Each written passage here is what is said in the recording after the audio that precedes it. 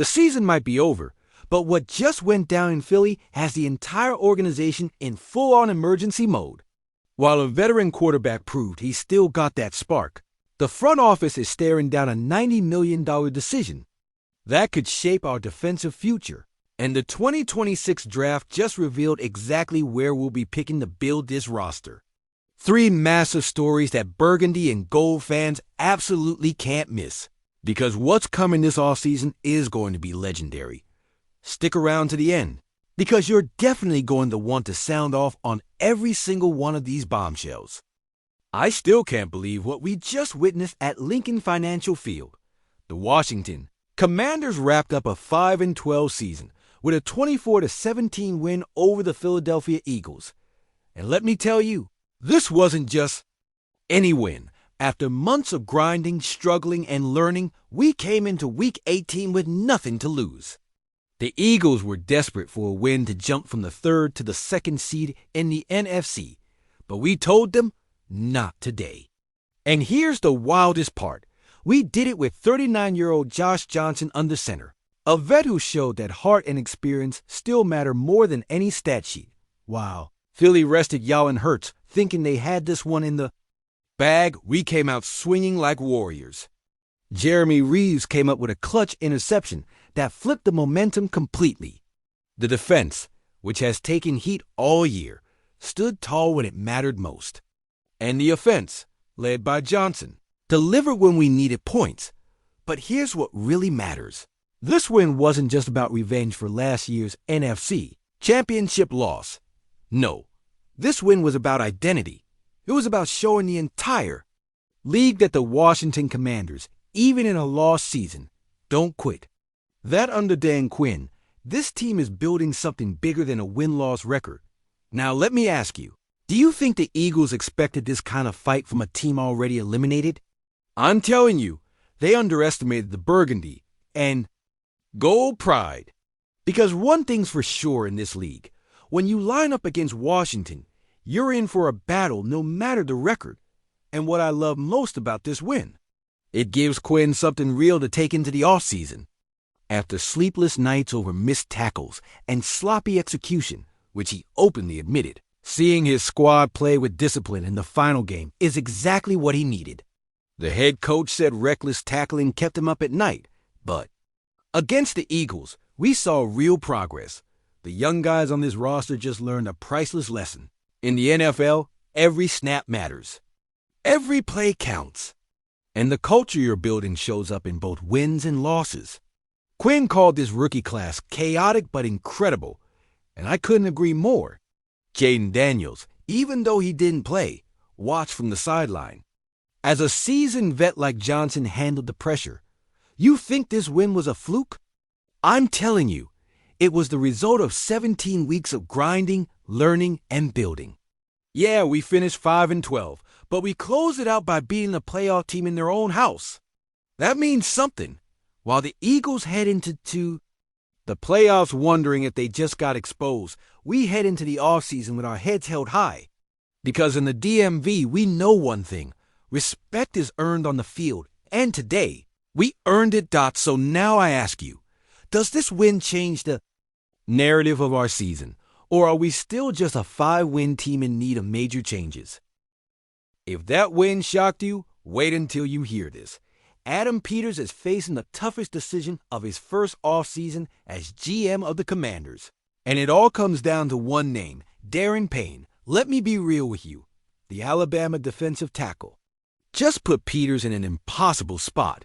Against the Eagles, Payne absolutely wrecked their offensive line. Sure, some of them were backups, but the truth is, Payne has been the one bright spot on a defensive front that's honestly been a disaster. This year, here's the issue. Payne's got 1 year left on his deal through 2026. Just one. And after that performance, his market value just skyrocketed. So now the question is, do you extend him now knowing he tends to ball out in contract years, or let him play it out and risk losing him for nothing? I think Peters is stuck between a rock and a hard place. On one hand, Payne's been a consistent Pro Bowler, and let's be honest, the O&LY reliable piece on our interior D-line. Without him, what do we really have? Because let's face it, the supporting cast around him has been flat out weak. He's the anchor, the constant, the guy who shows up every week. But here's the tricky part. Fans have a point when they say Payne only turns it up when he's chasing a new deal. And that's a legit concern. Look at the numbers when he's playing for a contract. His production spikes. When he's financially secure, he sometimes fades. That's the red flag Peters has to weigh. Now let's talk money. Extending Payne won't come cheap. We're talking about a deal that could easily top $90 million total, with a huge chunk guaranteed. And here's the kicker. The Commanders need every dollar for this massive rebuild. Think about it. We've only got 6 picks in the 2026 draft. The free agent class isn't exactly stacked. Our needs are HUGE offensive line, secondary edge rushers, wide receivers. Can we really afford to lock up over $20 million a year in a defensive tackle, no matter how good he is? Here's what I think. Peters is cornered.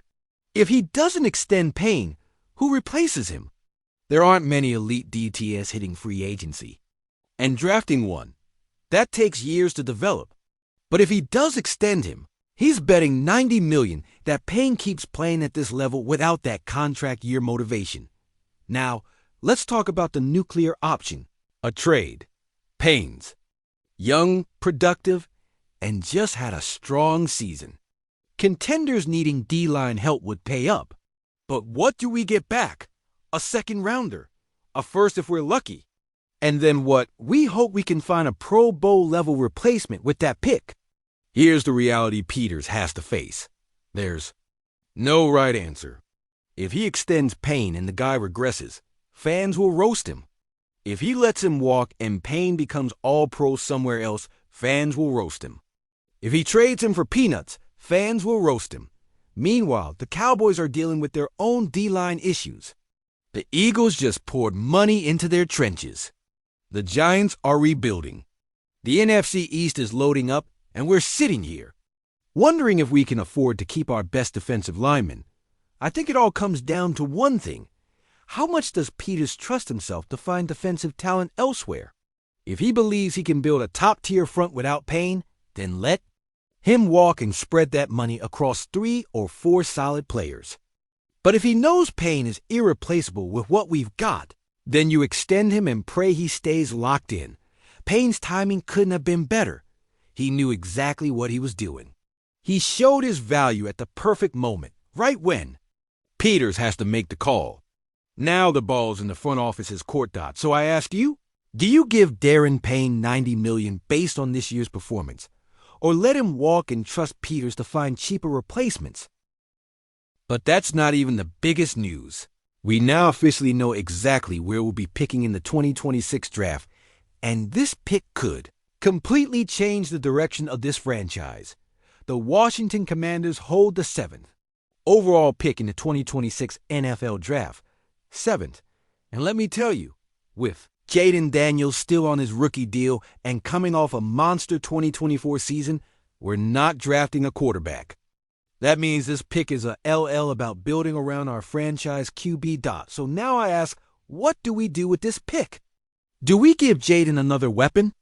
Or do we finally fix this defense that's been killing us all year? I think Peters has 2 clear paths here, and both are legit. Option 1. Offensive weapons Jordan Tyson from Arizona State and Carnell Tate from Ohio State are projected right in this range. Picture this. Terry McLaurin as a savvy WR1, and one of these young studs exploding as WR2. Daniels would have a deadly arsenal. Because let's be real, we need more firepower in the passing game. We can't keep asking Terry to do it all. Tyson's got that uncoachable separation ability. Tate's got the size and contested catch skills we're missing. Either one gives Daniels a reliable second option who can win matchups consistently. And in this league, if you can't throw the rock, you're not winning games. But here's option 2, and this one keeps me up at night. Edge rushers. Ruben Bain from Miami and David Bailey from Texas Tech are absolute game wreckers. And after watching our pass rush this season, how do we not take this seriously? Look at the numbers. Our defense got torched week after week. No pressure. Couldn't stop the run. Our secondary got exposed because QBs had all day to throw. And you think that's going to fly in the NFC East, where we face Doc, Hurts, and Daniel Jones twice a year? I'm telling you, an elite edge rusher changes everything. Bain's got that explosive first step that terrifies tackles. Bailey's got the versatility to rush from anywhere and stop the run. Either one instantly becomes our best pass rusher. Now, for some context, the Browns picked 6 with the same 5-12 record, but their strength of schedule was worse. That bumped us to 7th. And you know what that means?